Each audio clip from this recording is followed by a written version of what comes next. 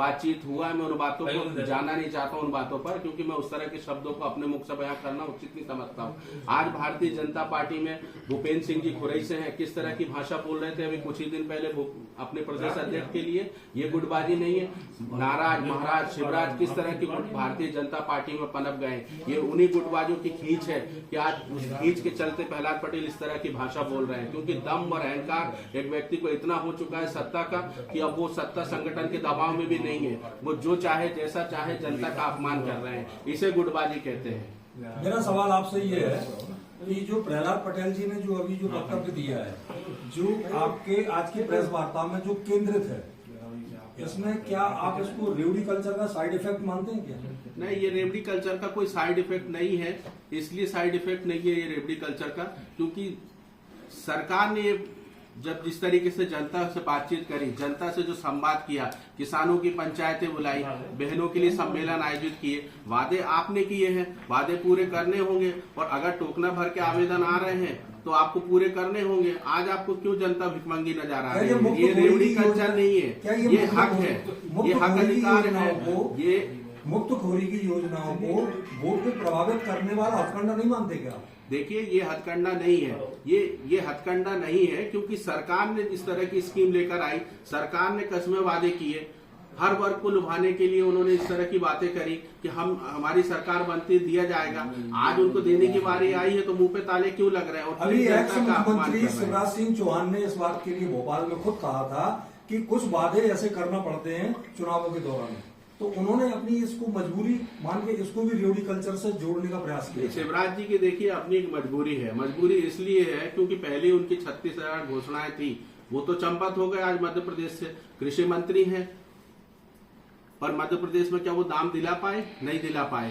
तो आज उनको जो है ये कल्चर कुछ अलग लग रहा होगा। मंत्री पटेल के द्वारा दिया गया वक्तव्य, मेरा सीधा सवाल है, मंत्री पटेल के द्वारा दिया गया वक्तव्य क्या ये रेवड़ी कल्चर की श्रेणी में आता है कि नहीं आता? इसके साइड इफेक्ट है कि नहीं? मैं वही सीधा ही जवाब दे रहा हूँ आपका कि सरकार ने वादे किए थे और सरकार को अपने वादे पूरे करने होंगे। उन्होंने कहा था कि 3,000 देंगे और 3,000 देने होंगे, और जब तक 3,000 नहीं देंगे तो अशोकनगर से ये मैं वादा करके जा रहा हूँ कि माननीय विधायक जी और जिलाध्यक्ष जी इस आंदोलन को उतनी गति और तेज धार के साथ देंगे जब तक 3,000 अशोकनगर की जनता को मिलने जाएंगे और किसानों की खरीदी 3100 पे नहीं होगी। तब तक शिवराज जी भी जान ले कि भले वो आज मुख्यमंत्री नहीं है, लेकिन केंद्रीय कृषि मंत्री को सुकून से बैठने नहीं दिया जाएगा। मेरा सवाल लेकिन स्टैंड है, अभी इसका रिप्लाई मेरे को सुसंगत नहीं मिला है। क्या ये साइड इफेक्ट है या नहीं? सीधा सवाल, आपका सीधा ही उत्तर मैंने दिया है।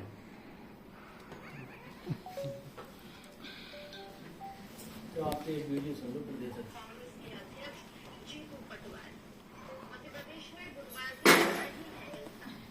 आप तो जो आज की प्रेस कॉन्फ्रेंस का मुद्दा है उस पर चर्चा कीजिए। ये तो नेता लोग अपने अपने वक्तव्य देते हैं तो वो उसको छोड़िए, आप अपन जिस उद्देश्य से बैठे उसको करिए। पत्रकार वार्ता में ये भी तो कहा गया कि उन्होंने ये नहीं कहा। आप तो प्रहलाद पटेल जी, कमलनाथ जी को, बंटी साहू जी ने क्या क्या, ये आज का मुद्दा। प्रदेश से नियुक्त जिले के मीडिया प्रभारी श्री रवि वर्मा जी आपसे मुखातिब हो रहे हैं कि प्रदेश की ज्वलित समस्याएं जो अभी गत दिवस कई घटनाएं प्रदेश में घटी हैं, वो आपको सारी विस्तृत रूप से जानकारी देंगे। आदरणीय रवि वर्मा जी। आज की इस पत्रकार वार्ता में मेरे साथ उपस्थित आदरणीय पत्रकार साथीगण, मेरे कैमरामैन साथी एवं जिले के ऊर्जावान अध्यक्ष राजेंद्र कुशवाहा जी, कृष्णपाल जी, जिले के ओजस्वी विधायक जननायक मेरे बड़े भाई हरिबाबू राय जी, एवं आज की इस पत्रकार वार्ता में कांग्रेस पार्टी के वरिष्ठ मजबूत कांग्रेस जन, आदरणीय साथीगण, जैसा कि आप सभी जानते हैं कि मध्य प्रदेश में भारतीय जनता पार्टी की सरकार विगत 18 वर्षों से अधिक समय से है। अच्छे दिनों के नाम पर फलाने हैं तो मुमकिन है, स्वर्णिम मध्य प्रदेश, न जाने क्या क्या नारे गढ़े गए, और उन सब नारों के भरोसे पर जनता ने उन्हें जनमत दिया। और इस लोकतंत्र में, आज के इस लोकतंत्र में जनता जनार्दन ही मालिक है, हमारी भगवान है, क्योंकि जनता से ही हम वोट मांगने जाते हैं और वादे करते हैं और जनता से वोट मांगते हैं तो कहीं ना कहीं जनता हम पर भरोसा करके अपना अभिमत व्यक्त करती है। लेकिन सत्ता के अहंकार में जिस तरीके से भारतीय जनता पार्टी के नेता मोटे हाथी की तरह हो गए हैं कि उन्हें अब अहंकार सर चढ़कर बोल रहा है, उस देवतुल्य जनता को भी जिस तरीके से भारतीय जनता पार्टी के नेता भिखारी और भिखमंगा बता रहे हैं, ये इतिहास की सबसे निकृष्ट और धूर्त घटना है, जिस पर प्रदेश न केवल अशोकनगर की जनता व्यथित है, दुखी है कि आखिर क्या कारण है कि लगातार 3-3, 4-4 बार सरकार बनने के बाद भी अगर उनकी मांगे अधूरी हैं और अगर भी अपने निवेदन लेकर मंत्री विधायकों के पास जाते हैं या ग्रामीण विकास मंत्री प्रहलाद पटेल जी के पास जाते हैं, तो उन्हें ऐसा क्यों लगता है कि जनता भिखमंगी है और भूखी है। आखिर सरकार ने अगर काम कर दिए होते तो उन्हें ये कहना नहीं पड़ता आज, क्योंकि ये उनकी ठीस है, ये उनकी पीड़ा है कि वो अपनी सरकार में कहीं ना कहीं सेवाएं नहीं दे पा रहे हैं, काम नहीं कर पा रहे हैं।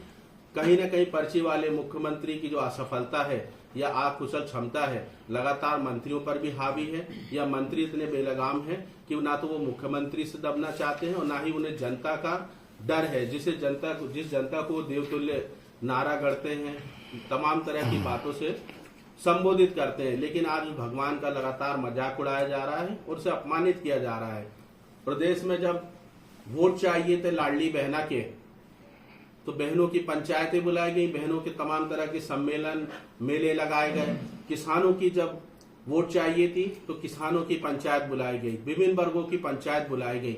तब वे लोग उनके लिए देवतुल्य भगवान थे, उनके मालिक थे। लेकिन आज उनकी नजरों में भिखमंगा और भिखारी साबित हो गए, क्योंकि वो लोग आज अपना हक अधिकार मांग रहे हैं। आज जब बारी हक अधिकार देने की आई तो भारतीय जनता पार्टी के बड़बोले नेता, मंत्री, विधायक उन्हें भिखमंगी और भिखारा बता रहे हैं, जो बड़े ही दुर्भाग्यपूर्ण है। दुख का पीड़ा का विषय है, क्योंकि 1.5 करोड़ से अधिक जब लाडली बहना के फार्म भरवाए गए और उन्हें कहा गया कि सरकार बनते ही 3,000 दिए जाएंगे, लेकिन आज 3,000 तो छोड़िए, सरकार उन्हें चुन कर कभी 1,000, कभी 1,200 और कभी 1,500 देने की बात कर रहे हैं। 3,000 की बात आज कोसों दूर है। और जब 3,000 के लिए अगर आवेदन लोग कर रहे हैं और आवेदन लेकर मेरी माताएं बहनें, अशोकनगर की भी बहनें उम्मीद कर रही होंगी, क्योंकि उस उम्मीद से उन्होंने भी यहाँ सांसद चुना है कि 3,000 उनके भी खाते में आएंगे। लेकिन आज अगर अशोकनगर की बहनें या मध्य प्रदेश की माँ बहनें 3,000 का सपना देखती हैं और वे उम्मीद करती हैं कि मैं आवेदन दूंगी, 3,000 राशि बढ़े, तो उन्हें भिखमंगा क्यों समझा जा रहा है।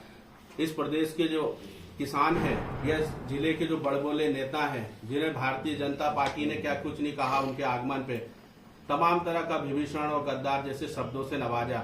वो कहते थे बड़ी बड़ी बातें कि किसानों के फसल के दाम नहीं मिले, अतिथि शिक्षकों की मांग पूरी नहीं हुई तो मैं सड़कों पर उतर जाऊंगा।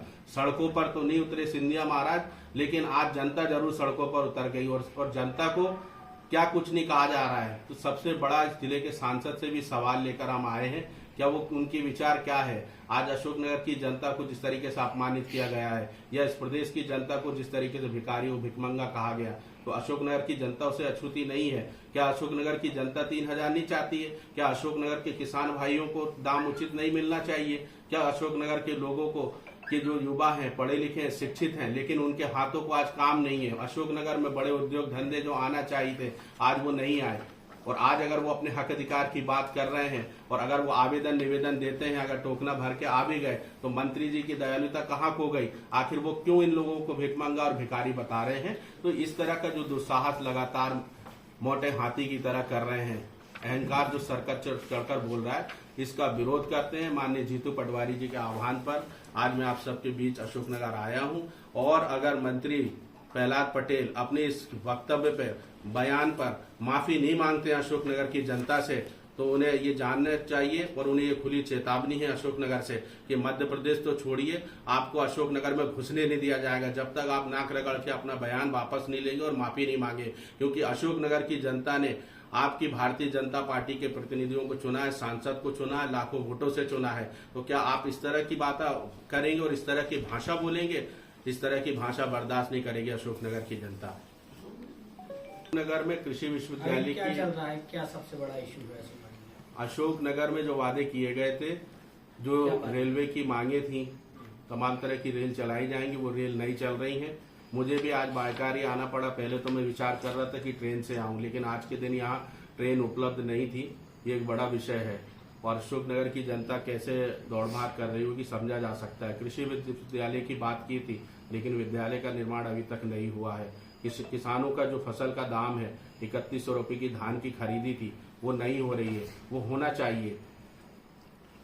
वर्मा जी, आप प्रदेश के मीडिया प्रभारी, तो ऐसा क्या कारण है कि अशोकनगर में ना तो अभी आपकी कोई आईटी सेल है, ना कोई मीडिया प्रभारी है। अगर कोई प्रेस कॉन्फ्रेंस या ऐसी कोई चीज होनी हो कांग्रेस की, तो विधायक साहब के असिस्टेंट हमें फोन लगाते हैं और हम उपलब्ध होते हैं। तो ऐसा क्या कारण है कि आप प्रदेश से तो बन गए, जी जी, मगर ब्लॉक स्तर पे, जिले स्तर पे इन चीजों की कमी क्यों दिख रही है? इस समय हमारे माननीय प्रदेश अध्यक्ष जीतू पटवारी जी बने हैं। ये पीढ़ी परिवर्तन का भी समय है। जिले में प्रदेश में जिस तरह की टीम का गठन होना चाहिए था, लगातार प्रदेश की बॉडी बनी। जिला अध्यक्ष भी अब नए बन रहे हैं। जहां जो लोग कर रहे हैं अच्छा, जिन्होंने कार्य किया उनको कंटिन्यू किया जा रहा है। लेकिन अब एक ऐसा अंतर आया बीच में, मुझे इस बात को कहने में कोई अतिशयोक्ति नहीं है कि बीच में पार्टी की पीठ में छुरा भौंकने वाले भी बहुत थे, जिन्होंने अपनी स्वास्थ्य सिद्धि को लेकर पार्टी की पीठ में छुरा भौंका। तो इस बीच में कम्युनिकेशन गैप आया, लेकिन उस गैप को हम बहुत जल्दी भर लेंगे। जो होनहार लोग हैं, ऊर्जावान लोग हैं, जो पार्टी के लिए समर्पित है, निश्चित तौर पर उनको पद और उनके लिए जो पार्टी में स्थान होगा उनको सम्मान पूर्वक बहुत जल्दी हम उन स्थानों को भरेंगे। दूसरा, ऐसा क्या कारण है कि आपकी अशोकनगर जिले की कांग्रेस लोकल मुद्दों को लपकने में नाकामयाब रहती है? नहीं, ये कहना पूर्णतः असत्य होगा कि लोकल मुद्दों पर बात नहीं होती। लोकल मुद्दों पर बात हो रही है। आज जरूर ये विषय प्रदेश का था, लेकिन मैं भी आया हूँ, ये जिले के गणमान्य नेता हैं, वो लगातार समय समय पर विषय उठाते हैं। और आज भी ये सवाल जब पूछे जा रहे हैं तो इस क्षेत्र के नेताओं से तो पूछे जा रहे हैं, क्योंकि यहाँ की जनता ने उन पर भरोसा व्यक्त किया है। तो उनसे सवाल है और उनकी पार्टी से है। तो सवाल किसी अन्य व्यक्ति से नहीं है, अन्य प्रदेश के नेता से नहीं है। सवाल यहाँ के लोकल के जो सांसद हैं उनसे भी सवाल है और पार्टी पूछ रही है सवाल। आपकी अशोकनगर जिले में महिला प्रकोष्ठ है क्या? महिलाएं नदारत हैं आपकी इस सभा में? नहीं, ये प्रेस कॉन्फ्रेंस है, मीडिया का हिस्सा तो है। महिलाओं को अधिकार नहीं है क्या? आप नहीं मानते क्या? नहीं, ऐसा नहीं है कि उनका अधिकार नहीं है, लेकिन अगर कहीं मैंने उस बात को वैसे भी आपको पहले ही वक्तव्य में क्लियर कर चुका हूं कि जहां जहां हमारी रिक्त है पद, महिला प्रकोष्ठ है या कोई विभाग है, उसमें बहुत जल्दी उस पदों को भर लिया जाए। नहीं, एक तरफ तो आप बीजेपी पे आरोप लगा रहे हैं लाडली बहना योजना और ये महिलाओं का सम्मान नहीं किया जा रहा, तो फिर आज कांग्रेस में यहाँ महिलाएं उपस्थित क्यों नहीं है? महिला कांग्रेस की जिला अध्यक्ष के पति की आपसे तो मैं जवाब तो देना पड़ेगा ना मुझे, क्वेश्चन क्योंकि हमारे जिला कांग्रेस कमेटी की बात है, तो आप जवाब तो देना पड़ेगा। नहीं, महिला कांग्रेस के जिला अध्यक्ष की पति की बाईपास हुई है, इसलिए वो यहाँ आज उपलब्ध नहीं है। और अदर और कौन? सिर्फ मुख्य लोगों को बुलाया गया था। सुनील जी, आपने कहा कि भारतीय जनता पार्टी पर आरोप लगा रहे हैं। आरोप नहीं लगा रहे, वास्तविकता है कि प्रहलाद पटेल जी को आप सब लोगों ने सुना है। आरोप थोड़ी है, महिलाओं की बात है। महिलाओं का अपमान नहीं हुआ उसमें कि जी हमको आवेदन देते हैं, एक माला पहनाते हैं और एक कागज साथ में लगा देते हैं और भीख मांगते घूम रहे हैं जगह जगह। तो ये तो महिला के अलग होती है जनता से, वो भी इसी में आती है। तो ऐसा नहीं है। और कांग्रेस यहाँ की हमेशा मुद्दे उठाती है, हमेशा आपके गांधी पार्क पे कलेक्ट्रेट में हम धरना प्रदर्शन करते हैं। आप लोग भी उसके बिल्कुल कहना चाहिए कि साक्षी हो। तो कभी आप अंडर ब्रिज पे बैठ के और वहाँ धरना प्रदर्शन करें ना, वहाँ की धूल नहीं दिखाई दे रही आप? उसके लिए भी बार बार कहा गया है, बार बार सब कुछ हुआ है। धूल अशोकनगर की धूल अंडर ब्रिज में नहीं है, अशोकनगर की धूल तो पूरे अशोकनगर में है। ऐसा नहीं है कि कोई एक जगह पर धूल है। आप बता दो अशोकनगर में धूल कहाँ नहीं? रेलवे स्टेशन का विरोध किया था आपने कि यहाँ बजरी मिलाई जा रही है। आप क्या बजरी नहीं मिल रही? क्या आपको दोबारा प्रदर्शन नहीं करना चाहिए? हमने दोबारा भी किया है गुप्ता जी, आप भी साक्षी हो। पर क्या है कि भारतीय जनता पार्टी की ये निकम्मी सरकार ऐसे ही काम करेगी हमारे विरोध प्रदर्शन से और आपके विरोध प्रदर्शन से। आप कितना विरोध करते हो, मीडिया कितना विरोध करता है, आपकी कोई बात सुनी गई है क्या? यहाँ कोई सुनने वाला भी तो सत्ता सुनती है। जब सत्ता नहीं सुनती है तो क्या कर लोगे आप सत्ता का? जो भी थोड़ा आगे पीछे होता है उसको उठा के बंद करते हैं, उसकी FIR कराते हैं, उस पर दबाव बनाते हैं, चाहे आप हो और चाहे हम। ये इस तरीके की सरकार है कि किसी को बोलने नहीं दे रही है और जो चाहे कह रही है, और हम सब लोग उसको सुन रहे हैं। हम भी तो सड़कों पर, जनता भी तो सड़कों पर उतरना चाहिए। आपको और हमारे और आपके साथ जनता भी आ जाए तो देखते हैं कैसी सरकार है। थोड़े से लोग लालच में आते हैं, वोट कर देते हैं और उसका परिणाम फिर हम सब भोगते हैं।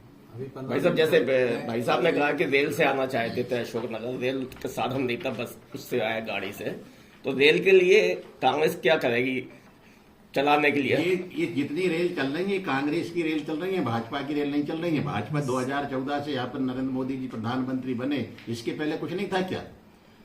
नहीं था क्या? रेलगाड़ियां नहीं थी क्या? जब से कितनी ट्रेनें अभी तक बढ़ी की? इनने कौन सी रेल चला दी उसकी बात कर रहे हैं। जो पुरानी जो ट्रेनें बंद हैं उनके लिए क्या प्रयास किए जा रहे हैं?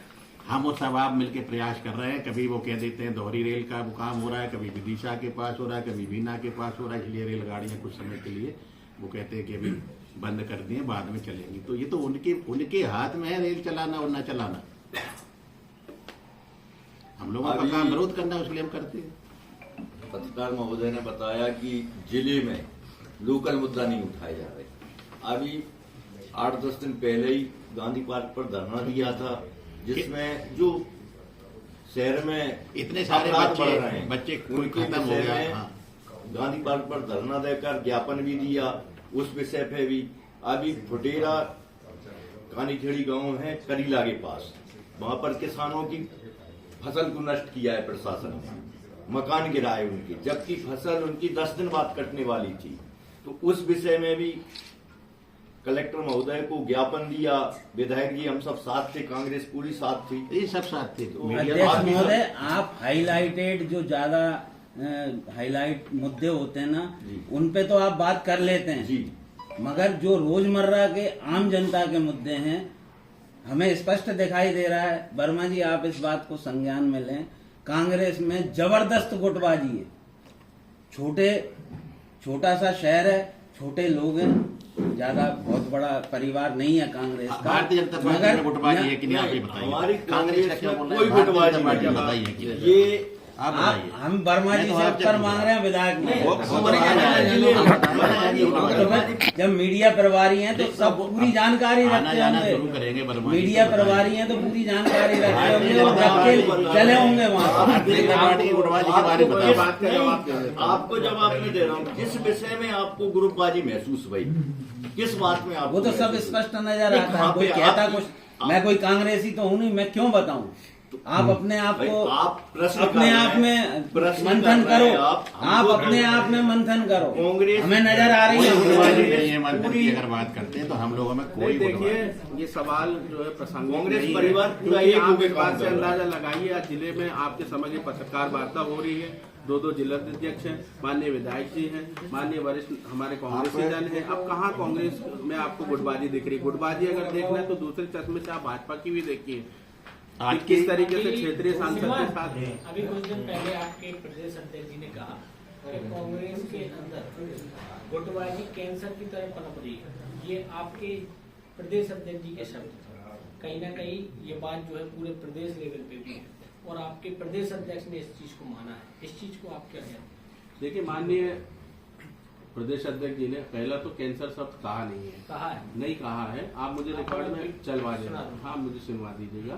इस तरह की बात नहीं है। गुटबाजी की बात जो है वो गुटबाजी एक जुमला है, जो विषय जो भाजपा उठाती है। ये मार्केट में इस तरह के जुमले उछलते रहते हैं, लेकिन भारतीय जनता पार्टी में जो गुटबाजी है वो कांग्रेस में ना होके, मैं कह रहा हूँ, मैं इस बात को बहुत गंभीरता के साथ कह रहा हूँ कि कांग्रेस में इस समय जब से नए प्रदेश अध्यक्ष आए हैं, एक नया पीढ़ी परिवर्तन हुआ है। गुटबाजी कहीं नहीं, पूरी कांग्रेस पार्टी, उमंग सिंगार, जीतू पटवारी जी लगातार सड़कों पर लड़ रहे हैं। मानहानि के मुकदमे प्रवक्ताओं पे और हमारे विधायकों पे लगातार हो रहे हैं। अगर कांग्रेस पार्टी एकता के साथ नहीं लड़ रही होती तो सरकार इतनी घबराई क्यों है? कल भी झूठी मानहानि जो है गोविंद सिंह राजपूत ने की है। मेरी उनको चुनौती है कि अगर वो इतने पाक साफ है तो क्यों इस तरह की उन्हें मानहानि करनी पड़ रही है? करें, ईडी और सीबीआई का सामना करें ना। कई तरह की चार्जशीट में और कई तरह की जो डायरियां मिल रही है उनमें उनके नाम आ रहे हैं। सामना करें जांच का, सरकार उनकी दूध का दूध और पानी का पानी हो जाएगा। विपक्ष के सवालों से इतने घबराए क्यों है? और आज की इस पत्रकार वार्ता में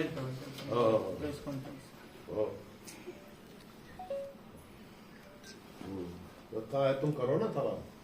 नहीं,